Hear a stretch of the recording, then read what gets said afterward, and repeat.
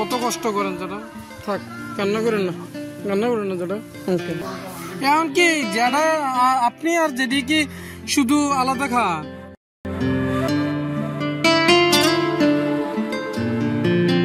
Hello বন্ধুরা, আমি রাখি, আশা করি আপনারা ভালো আছেন। আজকে আমি একটা ন্যাচারাল ভিডিও তুলে ধরতেছি যে কৃষিকাজ করতে গিয়ে আসলে আমরা কতটা পরিশ্রম করে দেখেন যে আসলে অথচ আমরা তাদেরকে কতটুকু মূল্যায়ন করি, এটার উপর ভিত্তি করে কিন্তু আমরা চলা উচিত। যে আসলে তাদেরকে আমাদের পর্যাপ্ত মূল্যায়ন করা দরকার, কারণ তাদেরকে যতটা মূল্যায়ন করব আমরা নিজেরাই ততটাই ভালো থাকবো। বৃষ্টি হইতেছে, যে গরম, বৃষ্টি আসা তো দরকার। যারা এই যে আমার জেঠা লাগে, তারা খুব মানে কৃষিকাজ করতে এতই ভালোবাসে, যেটা আমার কাছেও ভালো লাগে দেখে। আসলে এই কাজগুলা কিন্তু আমিও একসময় প্রচুর করেছি। এখন হয়তো কর্মের তাগিদে হয়তো শহরে থাকতে হয়, কিন্তু বিশ্বাস করেন এই দৃশ্যগুলো আমাকে খুব টানে। আর এই দেখেন আমার আরেক জেঠা খুব কাজ করতেছে মন দিয়ে। যারা এটি কি দান যারা, হ্যাঁ 98 লাগাইবেন কবে?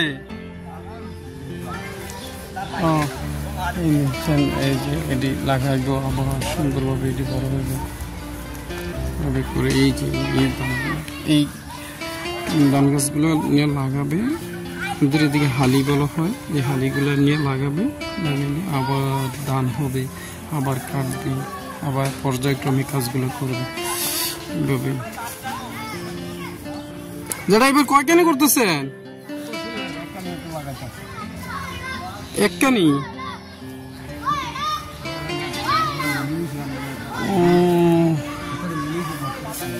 কি আপনার ছেলে ভিন্ন হয়ে গেছি গা?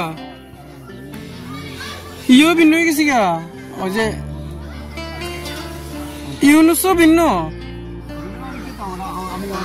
এমনকি যারা আপনি আর যেদি কি শুধু আলাদা খান। ওহো, এটা তো শুনে যেটা কষ্ট লাগলো। এই দেখতে পাচ্ছেন বৃষ্টি আসতেছে বন্ধুরা, আমি আসলে ভিডিওটা লং করতেছি না।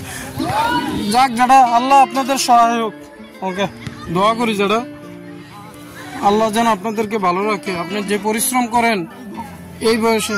হ্যাঁ যারা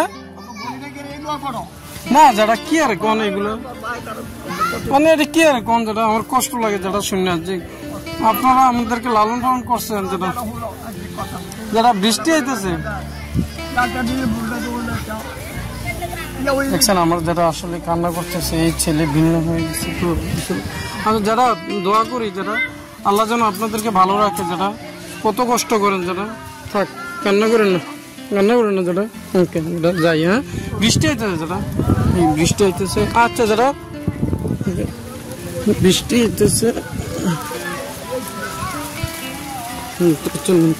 বৃষ্টি আসতেছে, সেজন্য আমাকে আসলে বাড়ির প্রতি রওনা দিতে হচ্ছে।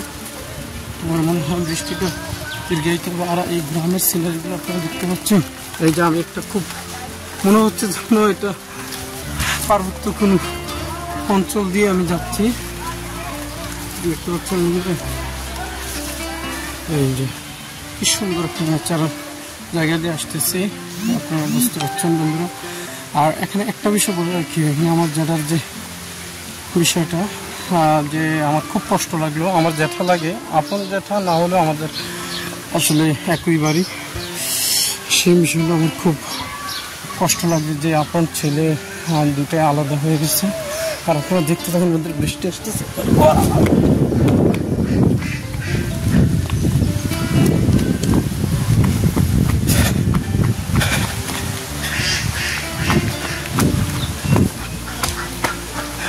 যে বাড়ির ভিতরে ঢুকে গেলাম।